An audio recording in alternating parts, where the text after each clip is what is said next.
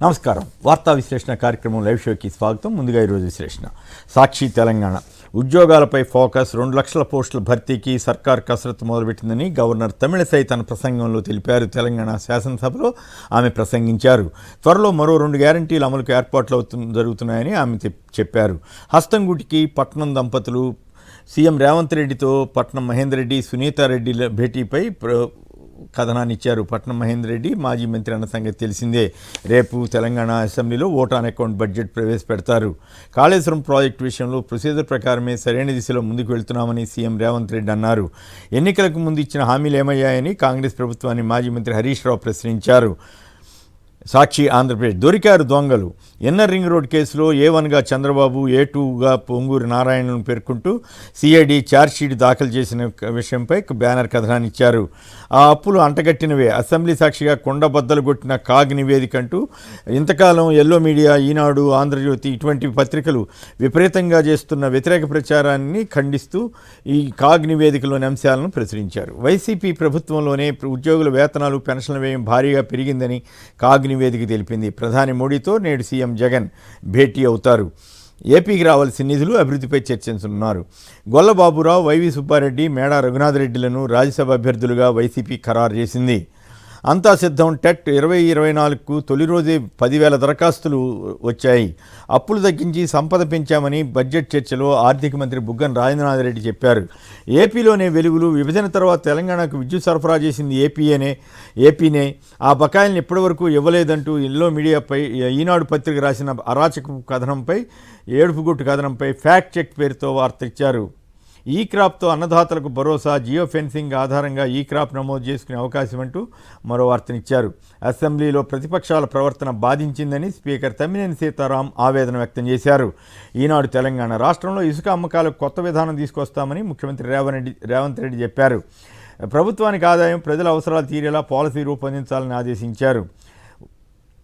హైదరాబాద్లో ఎన్ఐఏ సోదాలు. వీక్షణం పత్రిక సంపాదకుడు వేణుగోపాల్, మావోయిస్టు మాజీ నేత రవిశర్మ ఇళ్లలో తనిఖీలు నిర్వహించిన అధికారులు సెల్ ఫోన్లు, పలు పత్రాలను స్వాధీనం చేసుకున్నారు.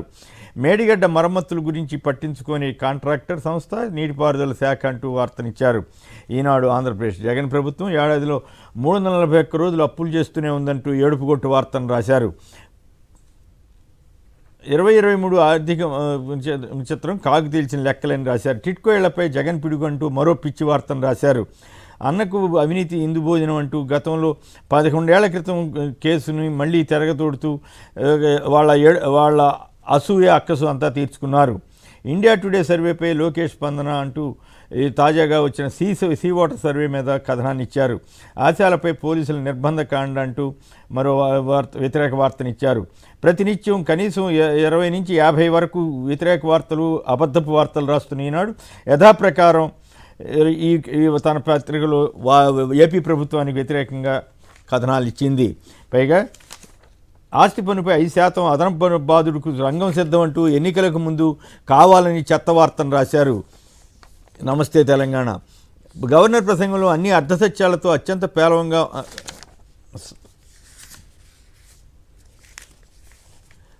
నమస్తే తెలంగాణ గవర్నర్ ప్రసంగంలో అన్ని అర్ధసత్యాలతో అత్యంత పేలవంగా ఉందని హరీష్ రావు వ్యాఖ్యలపై స్టోరీ ఇచ్చారు. అసెంబ్లీలో ప్రతిపక్ష నేత కేసీఆర్ ఛాంబర్ మార్పుపై బీఆర్ఎస్ మండిపడుతోంది. కర్ణాటకలో కాంగ్రెస్ ప్రభుత్వానికి 40% కమిషన్ ఇవ్వాల్సి వస్తోందని కాంట్రాక్టర్ల సంఘం తీవ్ర ఆరోపణలు చేసిందని మరో వార్తనిచ్చారు. ఇసుక అక్రమ రవాణాపై సీఎం రేవంత్ రెడ్డి సీరియస్. ఆంధ్రప్రభ తెలంగాణ రైతు బంధు లేదు, భరోసా లేదు అంటూ హరీష్ రావు చేసిన వ్యాఖ్యలను ఇచ్చారు. హెచ్ఎండిఏ మాజీ డైరెక్టర్ శివబాలకృష్ణ అవినీతిపై ఈడీ, ఐటీ ఫోకస్ చేసింది. వెలుగు మేడిగడ్డ ప్రాజెక్టుపై విజిలెన్స్ రిపోర్ట్, ప్రాజెక్టు డిజైన్, నిర్మాణం, నిర్వహణ ప్రస్తుత పరిస్థితికి కారణం అంటూ విశ్లేషణాత్మక కథనాన్ని ఇచ్చారు. తెలంగాణలో బీఆర్ఎస్ పార్టీని బీజేపీలో విలీనం చేస్తారని కాంగ్రెస్ ఎమ్మెల్సీ కోమటిరెడ్డి రాజగోపాల్ రెడ్డి అన్నారు. కేసుల నుంచి కాపాడుకోవడానికే కేటీఆర్, కవిత, హరీష్ రావులు దగ్గరుండి కేసీఆర్ను బీజేపీ వద్దకు పంపిస్తారని ఆయన చెప్పారు. డక్కన్ క్రానికల్ యూపీఏ హయాంలో విచ్ఛిన్నం చేసిన దేశ ఆర్థిక వ్యవస్థను తిరిగి గాడిలో పెట్టామని ప్రధాని మోడీ అన్నారు. కాంగ్రెస్ బ్లాక్ పేపర్ను కౌంటర్ చేస్తూ ఎన్డీఏ ప్రభుత్వంలో అనుసరించిన పాలసీ విధానాలను వివరించారు. మన్మోహన్ సింగ్ను ఈ సందర్భంగా ప్రధాని మోడీ ప్రశంసించారు. హిందూ భారత్ మయన్మార్ దేశాల మధ్య స్వేచ్ఛాయుత సంచారాన్ని రద్దు చేస్తున్నట్లు హోంమంత్రి అమిత్ షా ప్రకటించారు. ప్రధాని నరేంద్ర మోడీ పుట్టుకతో ఓబీసీ కాదని, ఆయన ఎట్టి పరిస్థితుల్లోనూ కుల గణనకు ఒప్పుకోరని రాహుల్ గాంధీ అన్నారు. Times of India. ఉగ్రవాద వ్యతిరేక చట్టంలో బెయిల్ అనేది నియమం, జైలు అనేది మినహాయింపు అన్న నిబంధన వర్తించదని సుప్రీంకోర్టు ధర్మాసనం పేర్కొంది.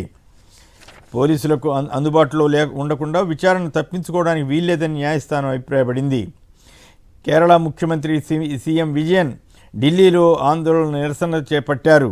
ఎన్డీఏ ప్రభుత్వ హయాంలో దేశంలో ప్రజాస్వామ్యాన్ని అపహాస్యం చేస్తోందని ఆయన ఆరోపించారు. ఢిల్లీ ఇతర ఆప్ ముఖ్యమంత్రులు అరవింద్ కేజ్రీవాల్, భగవంత్ మాన్ మద్దతు తెలిపారు. Indian express. పాకిస్తాన్లో పార్లమెంట్ ఎన్నికల హింసాత్మక ఘటనల మధ్య పోలింగ్ జరిగింది. ఇవి ప్రధానంగా పత్రికలో వచ్చిన వార్తా విశేషాలు, వాటికి సంబంధించిన విశ్లేషణ.